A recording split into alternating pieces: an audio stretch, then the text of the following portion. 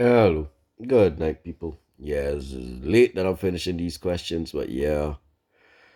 So this one was number 6. This one was on, let me see what the question was.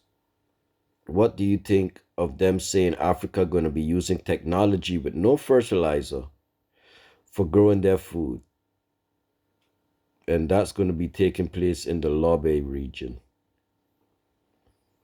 So this is what he said.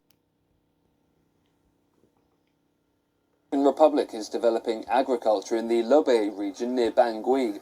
It's an untouched region, but one renowned for its fertility. Now, my whole thing is, why is it saying new technology?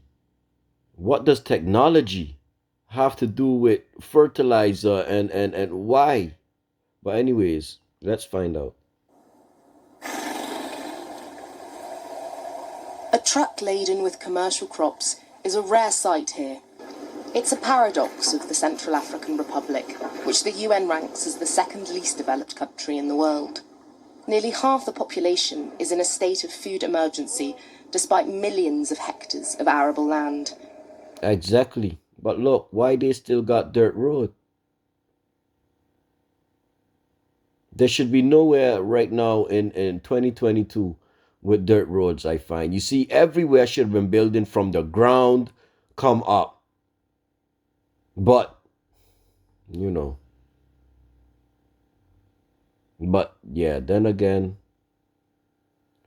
yeah, I can't really say that I'm a fan really of all of the getting rid of the green, but like the roads is the roads. Like the roads just, yeah, it would be better on your feet, you know.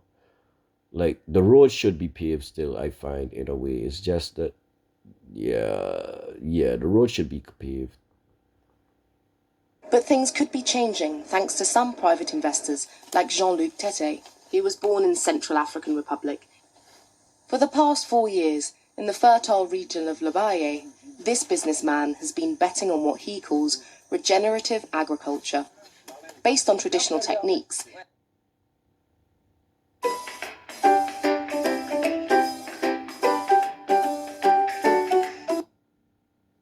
it uses practically no fertilizer.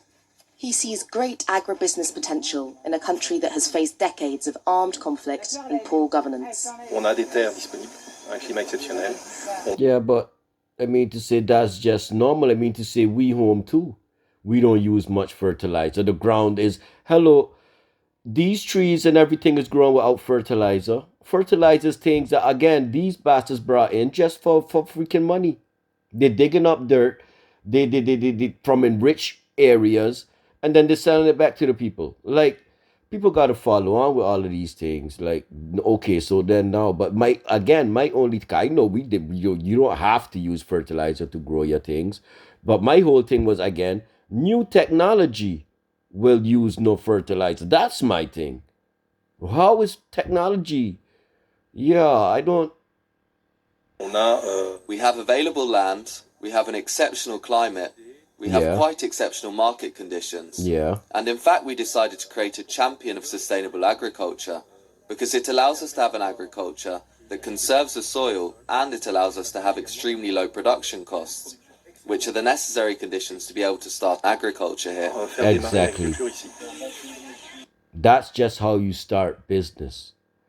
You got to start with something that costs you as least bit as possible, but it generates. That's just business. But they get people thinking that you have to be spending so much, you need so much of capital, and it's not that. They just want you spending your money on stupidness. Break it down. Like I'm saying, everything you gotta break it down. They got you all the way up here when you ain't even got the foundation set up yet. Set up your foundation. Then you can build.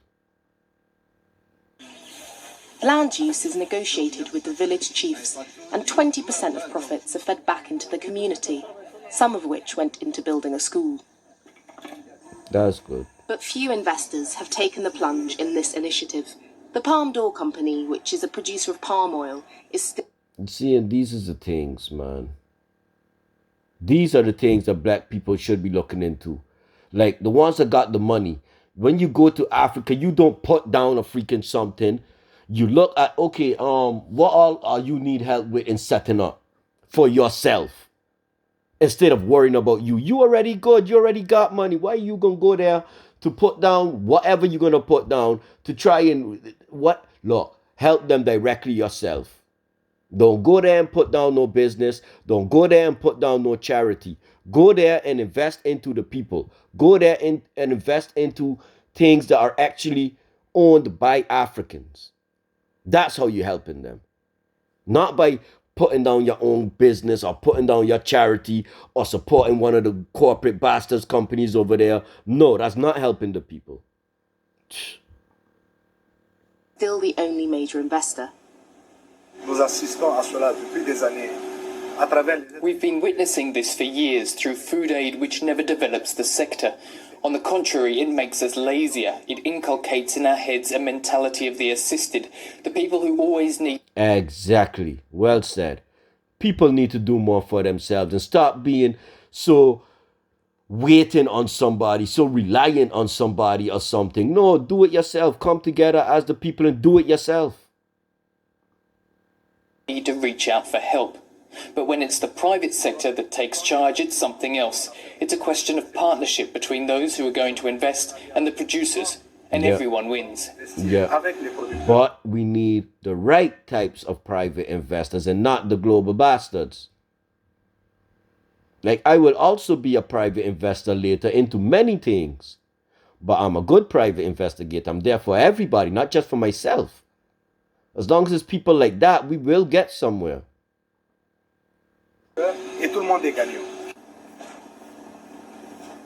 This investment drive is also focusing on the manufacturing of processed products, such as palm oil soaps, to better protect the industry and its workers from fluctuations in the price of raw materials. But the cultivation of palm oil in the region has faced criticism from environmentalists, who have warned that it is... Yeah, of course they're going to be complaining because now the people doing something for themselves. They ain't got no business complaining. People is using something from their land to try and do something for themselves. That's how you start building up your economy and all of that. Because now when you got a stable production going, yeah, that's now your revenue and everything. But of course they don't like when the places is building up like that. Of course then they're going to try and put it down. And why is it always one of the corporate bastards institutions that is saying these things about these people? It's always one of the top so-called recognized global institutions, which and we all know that that's backed by the bastards and not normal people, but then still we give those things priority. That's what the world does. a threat to biodiversity and a driver of deforestation. In a country... And these is people that killing people by the millions each year, and then now we're supposed to care about what you saying. Look, people should dismiss anything them bastards is saying. Yeah, like country where 2/3 of the food staple cassava is imported, developing this sector could help to stop people having to choose between eating and thriving.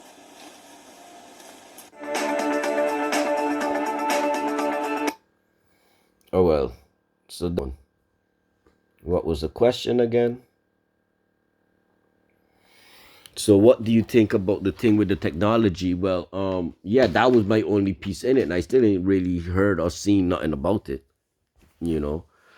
But yes, even by us on Sabre, we don't have to per se use fertilizer. There are some places where it's like like maybe an inch is like a hard type of soil. Some places it's just hard the whole way through.